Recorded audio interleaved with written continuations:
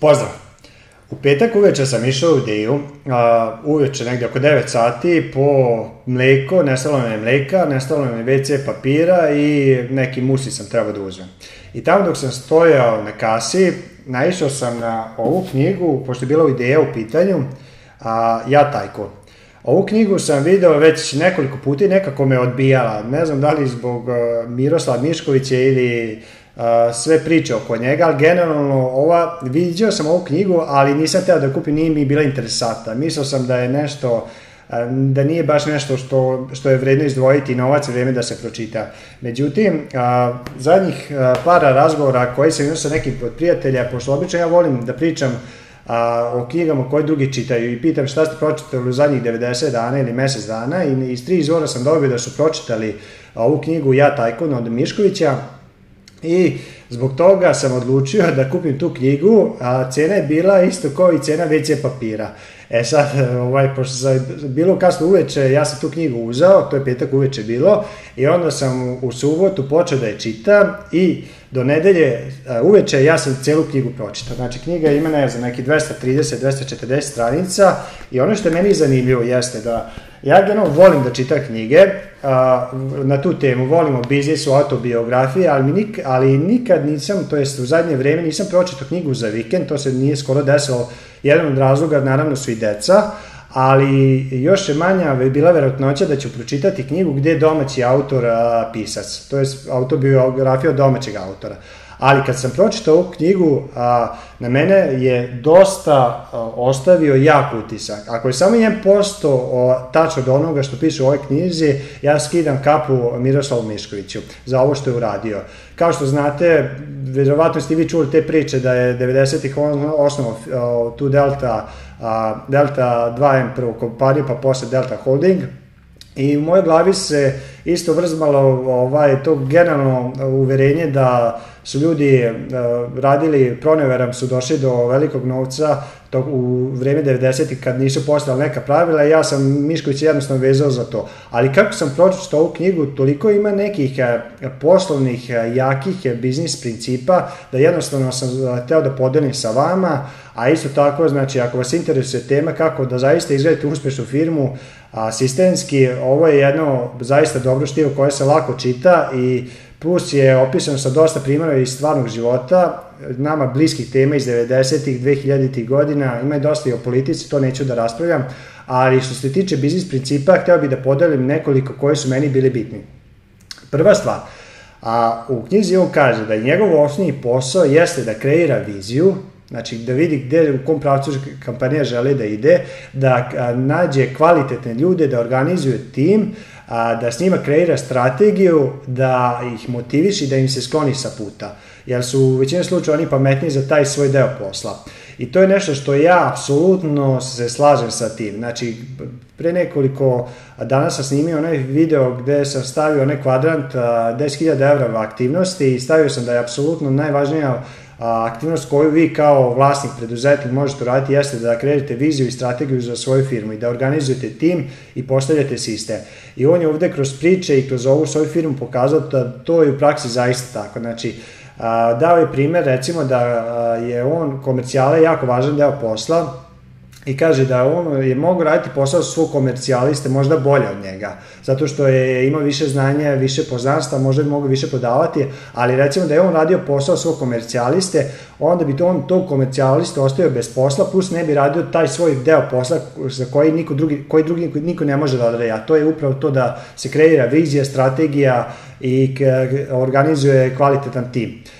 I to je jedna stvar koja je jako važna u biznisu. Druga stvar koju je podelio jeste da je Delta M jako ponosan to zato što Delta M ne zavisi od nijednog čovjeka, pa čak ni od njega. Pominjao je priču o Milki Forcan, jedna od njegovih potpredsjednica, kad je valjda malo više se uzdigla i misle da je ona nezamenljivi deo kompanije, i kad je ona otišla iz firme, baš zbog toga pokazalo se da je firma nastavila da raste i da se razvija kao da nije ni bila tu. Isto se odnosi kad je on imao te probleme sa, prvo kad su ga kindapovali, pa posle kad je bio u zatvoru, da isto firma je nastavila da raste i da je suština bila da je firma zavisila od sistema, ne od ljudi, i to je jako argument u ovoj knjizi. I po meni isto to je nešto što apsolutno morate postići. Znači, ako ste vi u biznisu, za sve vi morate da se dotaknete. I ako vi odete negde na mesec dana, a firma ne može da posluje bez vas, onda vi nemate biznis, vi imate obično radno mesto. I jednostavno morate imati tu promenu načina razmišljanja da biznis niste vi, da su biznis skup sistema koji treba nezavisno od bilo kog čoveka da radi i da bilo ko dođe sa ulice može nastaviti i podjednako kvalitetno da isporučuje rezultat kojim se vi bavite. A treći princip jeste, koji sam isto ja snimio video, jeste ne izmišljajte toplu vodu. A jako zagovara to da zaista i kod sebe u firme, ali generalno zemlja Srbija ne treba da izmišlja toplu vodu, znači treba samo da vidi šta se već u svetu funkcioniše i da dođe i da unajmi to znanje, da kupi to znanje i da počne da primenjuje. Tako da to je jedan princip koji apsolutno po meni ima smisla neverovatnog, ali većina ljudi bi želala da sve kreću od nule, da se prave pametni umjesto da zaista koriste oprobane recepte i da samo prate dokazane korake.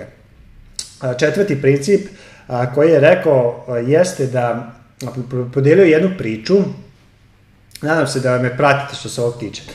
Podelio je priču kad je pokretao Maxi, da je on imao svake nedelje izveštavanje od svojih menadžera kako Maxi funkcioniše, ali imao i svoje neke interne načine kontrole. I voleo, kaže, 2-3 puta godišnje da se stavi kačket, naočare i da uđe u neku prodavnicu Maxija gde je znao da ga prodavačica neće prepoznati.